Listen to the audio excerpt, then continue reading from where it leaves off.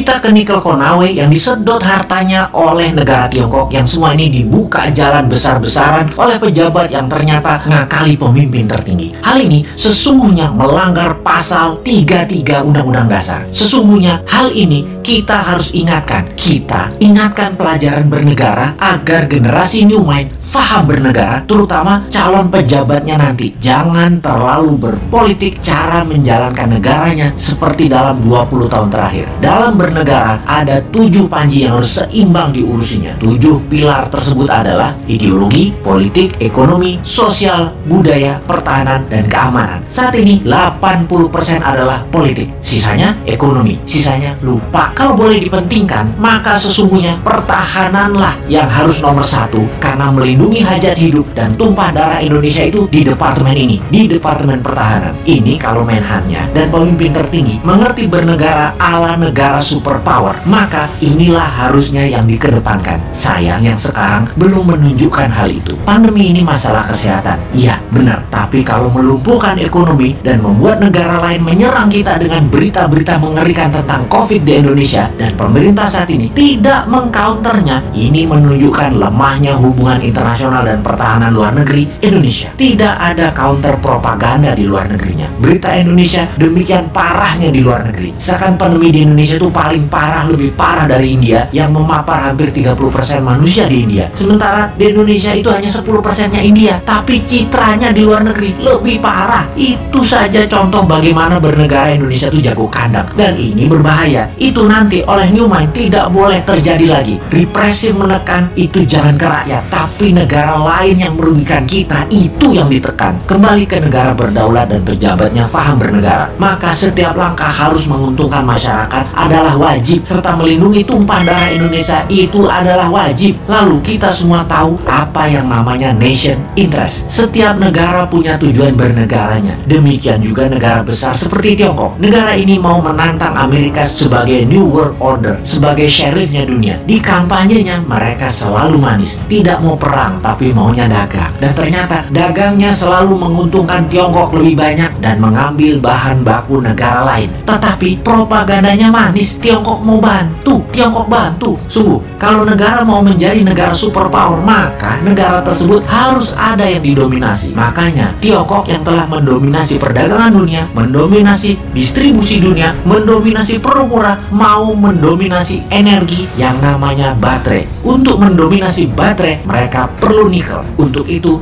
nikel terbesar di dunia hanya ada di Indonesia. Mereka mainkanlah. Pokoknya bagaimana caranya bikin semua orang silau, tak melihat niat jahat tadi, yang terlihat nolong pindah gede-gedean tambang nikel dan pabrik smelter, mengambil secepatnya bahan baku Indonesia mumpung masih berkuasa dan dibukakan jalan. Dijanjikannya Indonesia akan punya pabrik baterai, tapi bahan bakunya dihajar habis dulu sampai habis. 3 tahun lagi rasanya cukup buat mereka hajar habis tambang tersebut dan menjadikan Tiongkok punya cadangan selama 20 tahun ke depan untuk jadi raja baterai dunia. 90% keuntungan nikel adalah kalau dijadikan baterai, dan itu strategi Tiongkok. Sementara kita dapat taiknya Tiongkok. Sudah sejak 4 tahun lalu kita berjuang mengingatkan bahayanya tambang nikel di Sulawesi karena tidak menghasilkan keuntungan apapun buat Indonesia, atau kurang menghasilkan keuntungan buat Indonesia. Buktinya kita masih ngutang bernegaranya. Sementara kalau nikel jadi baterai tanpa asing, maka hutang plus tidak ngutang lagi adalah sebuah kepastian. Oh lupa,